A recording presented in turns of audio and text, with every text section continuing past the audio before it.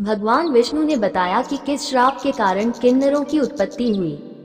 सभी दोस्तों को जय श्री कृष्णा। तो आज की कथा बहुत ही रोचक है, तो आइए शुरू करते हैं। भगवान विष्णु ने बताया कि किस श्राप के कारण किन्नरों की उत्पत्ति हुई। मित्रों, एक समय की बात है, देवर्षि नारद जी नारायण नारायण नाम का जाप करते हुए वैकुंठ लोक पधारे। नारद जी को देखकर भगवान श्री हरि विष्णु कहते हैं, हे देवर्षि पधारो, वैकुंठ में तुम्हारा स्वागत है। आज अचानक ही वैकुंठ में आने का क्या प्रयोजन है? अवश्य ही कोई महत्वपूर्ण समाचार लेकर आए होंगे। नारद जी कहते हैं, हे प्रभु, मेरा प्रणाम स्वीकार कीजिए। आप तो सब कुछ जानते हैं, फिर भी अज्ञानता का अभिनय कर रहे हैं। इस ब्रह्मांड के कण कण में आप ही का वास है, मेरे भीतर भी आपका ही वास है।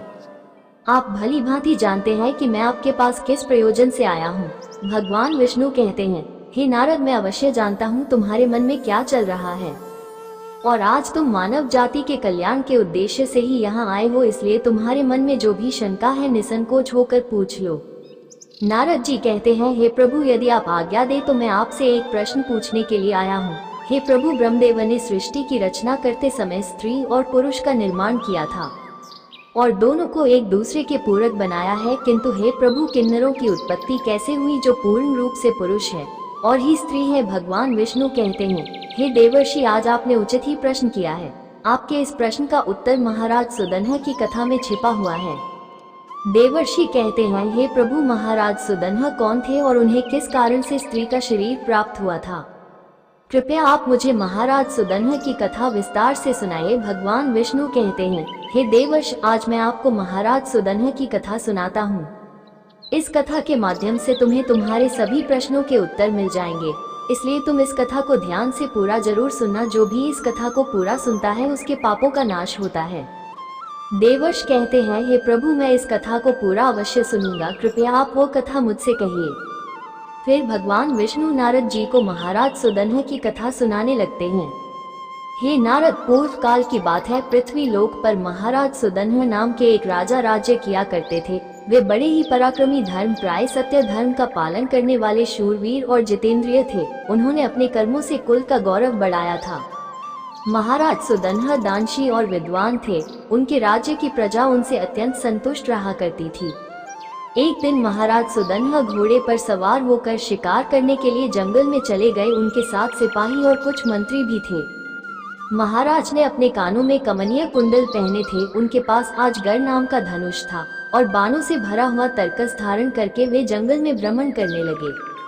उसी जंगल के पास एक कुमार नाम का वन था जो बहुत ही सुंदर दिखाई पड़ रहा था। वह वन दिखने में अत्यंत सुंदर किंतु भयभीत करने वाला था। उस वन में भगवान शिव की माया फैली हुई थी, जिस कारण से वो वन पृथ्वी पर स्वर्ग की तरह प्रतीत हो रहा था। अनेक जंगली पशुओं की ध्वनि दूर दूर से सुनाई पड़ रही थी, जिसे सुनकर राजा का मन सुख की अनुभूति कर रहा था। कोयल पक्षियों की मधुर ध्वनि कानों में पने से महाराज सुदन्ह अत्यंत प्रसन्न हो रहे थे। जैसे ही महाराज सुदन्ह ने कुमार नाम के उस जंगल में प्रवेश किया, उसी क्षण उनका शरीर स्त्री रूप में बदल गया। महाराज का घोड़ा भी घोड़ी के रूप में बदल गया। उनके साथ आए सभी सिपाही और मंत्री भी स्त्री बन गए। अचानक हुए इस विचित्र बदलाव को देखकर महाराज और सभी सिपाही आश्चर्यचकित हो गए और चिंता में पड़ गए। वे मन ही मन सोचने लगे, यह क्या हो गया? महाराज सुदन्ह अपने स्त्री रूपी शरीर को देखकर बहुत दुखी होकर लज्जित हो गए और अपने सिपाहियों से कहने लगे, ये हमारे साथ क्या अनिष्ट हो गया है? हम सभी अचानक से पुरुष से स्त्री कैसे बन गए? अब हम क्या करें? स्त्री का शरीर लेकर हम घर कैसे जाएं और कैसे मैं राज्य का संचालन करूंगा? हमारी प्रजा हमें देखकर क्या कहेगी? देवर्षि भगवान विष्णु से कहने लगे, हे प्रभु, आपने ये बड़े आश्चर्य की बात कही है। देवताओं के समान तेजस्वी राजा सुदन्ह को स्त्री का शरीर कैसे प्राप्त हो गया? इसका क्या कारण है? कृपया बताइए। उस रमणीय वन में राजा ने ऐसा कौन सा कार्य किया जिससे उन्हें स्त्री का शरीर प्राप्त हुआ? कृपा करके विस्तार से बताइए। तब भगवान विष्णु कहने लगे, हे देवर्षि, इसके पीछे भगवान शिव की ही माया है। भगवान शिव की माया से ही महाराज सुदन्ह को और उनके सिपाहियों को स्त्री का शरीर प्राप्त हुआ है, इसलिए अब तुम इसे ध्यान से सुनो। एक समय की बात है, भगवान शिव और देवी पार्वती इसी वन में एकांत में विहार कर रहे थे। तभी संकादनगल किसी भी स्थान पर कभी भी आ जा सकते हैं। जब वे चारों मुनि भगवान शंकर के दर्शन के लिए उस वन में आ गए तो उन्होंने देखा कि देवी पार्वती और भगवान शिव एकांत में विहार कर रहे थे। सनकादिनी लज्जित हो गई। देवी पार्वती तुरंत भगवान शिव से दूर होकर खड़ी हो गई। जब उन चारों मुनियों ने देवी पार्वती और शिव जी को एकांत में विहार करते हुए देखा तो वे तुरंत ही वहां से लौटकर नर नारायण के आश्रम की ओर चले गए। जब भगवान शिव ने पार्वती को लज्जित होकर दूर खड़ा हुआ देखा तो वे कहने लगे, हे प्रिय, तुम इस प्रकार से लज्जित क्यों हो रही हो? वे चारों तो हमारे पुत्र के समान हो, उनसे तुम्हें लजाना नहीं चाहिए। देवी पार्वती कहने लगी, हे प्रभु, स्त्री को अपने पुत्र के सामने भी कभी पति के साथ विहार नहीं करना चाहिए, उसे सदैव ही मर्यादा में रहना चाहिए। आपने तो कहा था कि इस स्थान पर कोई नहीं आएगा, फिर हमारे एकांत में विघ्न उत्पन्न करने के लिए ये चारों मुनि कहाँ से आ गए? आप तुरंत ही कोई ऐसा उपाय कीजिए जिससे कोई भी इस वन में ना आए, नहीं तो मैं इस स्थान से चली जाऊंगी। तब भगवान शिव ने कहा, हे प्रिय, ठीक है, तुम्हारे इस दुख को दूर करने के लिए मैं अभी उपाय करता हूँ। हे प्रिय, आज से ही इस वन में कोई भी पुरुष भूल से भी आएगा तो वो स्त्री हो जाएगा। हे देवर्ष, उस दिन से जो भी उस वन में जाता है वो स्त्री बन जाता है। जो लोग ये जानते हैं कि उस वन में शिव जी की माया फैली हुई है वे भूल से भी उस वन में नहीं जाते हैं। किंतु महाराज सुदन्हा इस बात को नहीं जानते थे और वे अज्ञानवश अपने सिपाहियों के साथ उस वन में चले गए और शिव जी की माया के प्रभाव में आकर उनका पुरुषत्व नष्ट हो गया और वे सभी स्त्री बन गए। स्त्री का शरीर प्राप्त होने के बाद महाराज लज्जावश घर नहीं गए और उसी वन में इधर उधर भटकने लगे। स्त्रीत्व प्राप्त होने के कारण उनका नाम इला पड़ गया। इस प्रकार से महाराज सुदन्हा इला के रूप में वन में अपनी सखियों के साथ इधर उधर भटकने लगे। एक दिन वे सभी वन में सुंदर जलाशय के पास खेल रहे थे। उसी समय चंद्रमा के पुत्र बुध उसी स्थान से गुजर रहे थे। अनेक स्त्रियों के साथ भ्रमण करती हुई उस युवती इला को देखकर चंद्रमा के पुत्र बुध उस पर मोहित हो गए। उस इलाके के सुंदर तथा मनमोहक रूप को देखकर बुद्ध जी मंत्रमुग्ध हो गए और उसी क्षण उनके मन में उस इला को पाने की इच्छा प्रकट हो गई। जब इला ने भी बुद्ध जी का सुंदर रूप देखा तो वे भी बुद्ध जी पर मोहित हो गई और उन्हें अपना पति बनाने के लिए व्याकुल हो उठी। इस प्रकार से इला और बुद्ध दोनों ने एक दूसरे को देखकर अपना प्रेम प्रकट किया। परस्पर अनुराग के कारण उन दोनों ने विवाह कर लिया और कुछ दिनों में उन दोनों के बीच संयोग हुआ। फिर बुद्ध ने इला के गर्भ से एक संतान को उत्पन्न किया जिसका नाम पूर्वा रखा गया, जो आगे चलकर चक्रवर्ती सम्राट हुआ। पुत्र को जन्म देने के बाद भी इला उसी वन में रहने लगी। फिर एक दिन इला अपने पहले के पुरुष रूप को याद करके चिंता करने लगी। तभी उसने मुनि श्रेष्ठ वशिष्ठ जी का स्मरण किया। इला के द्वारा स्मरण करते ही मुनि व वशिष्ठ जी उस स्थान पर प्रकट हुए। मुनि वशिष्ठ जी इला से कहने लगे, हे देवी, आप किस कारण से दुखी हैं? यदि कोई गोपनीय बात ना हो तो आप मुझे आपके दुख का कारण बताइए।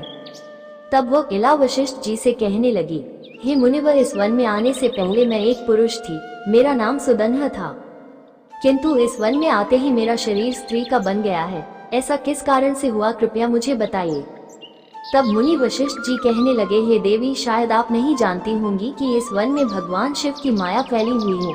उन्होंने इस वन को ऐसा श्राप दिया है कि जो भी पुरुष इस वन में आएगा वो स्त्री बन जाएगा। उन्हें भगवान शंकर की माया के कारण तुम्हें स्त्री का शरीर प्राप्त हुआ है। फिर वो इला कहने लगी, हे मुनिव, कृपा करके मुझे मेरा पूर्ववत शरीर प्रदान कीजिए। मेरी प्रजा मेरे बगैर दुखी है, मैं ऐसी हालत में अपने राज्य में नहीं लौट सकती। मुनि वशिष्ठ जी से महाराज सुदन्हा की ऐसी अवस्था देखी नहीं गई। महाराज बड़े शूरवीर और पराक्रमी थे, किंतु शिव जी की माया के कारण उन्हें स्त्री का रूप प्राप्त हुआ था।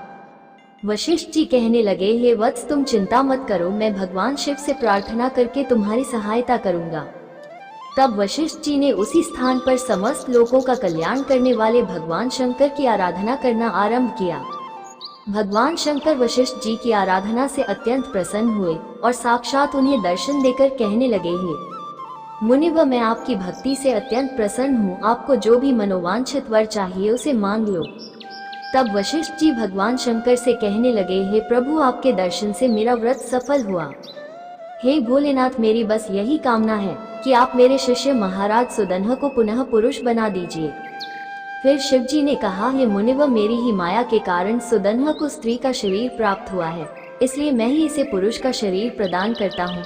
किंतु राजा सुदन्हा 1 मास के लिए पुरुष बने रहेंगे और 1 मास के लिए वे स्त्री बने रहेंगे। इतना कहकर भगवान शिव उस स्थान से अंतर्ध्यान हो गए।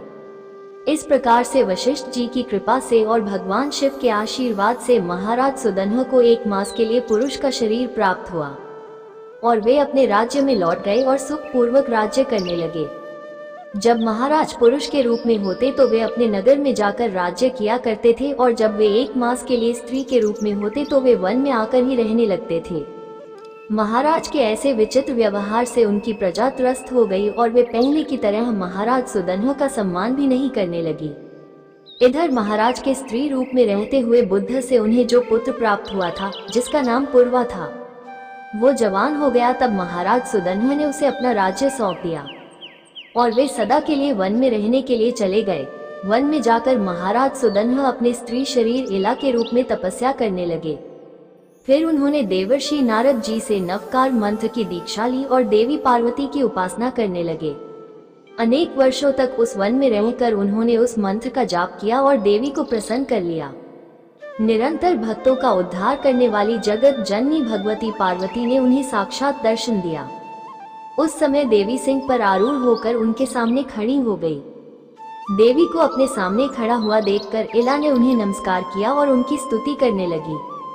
हे जगत जननी, मैं आपके चरण कमल की वंदना कर रही हूँ, कृपा करके मुझे इस शरीर से मुक्ति प्रदान कीजिए।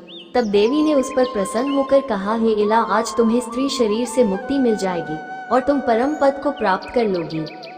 देवी के इतना कहते ही इला ने अपने शरीर का त्याग किया और परम पद को प्राप्त कर लिया। महाराज सुदन्ह के परम धाम को जाने पर महाराज पूर्वा राज्य करने लगे। हे देवर्ष, अब सुनो किन्नरों की उत्पत्ति का रहस्य। महाराज सुदन्ह अपने सिपाहियों के साथ उस वन में आए थे।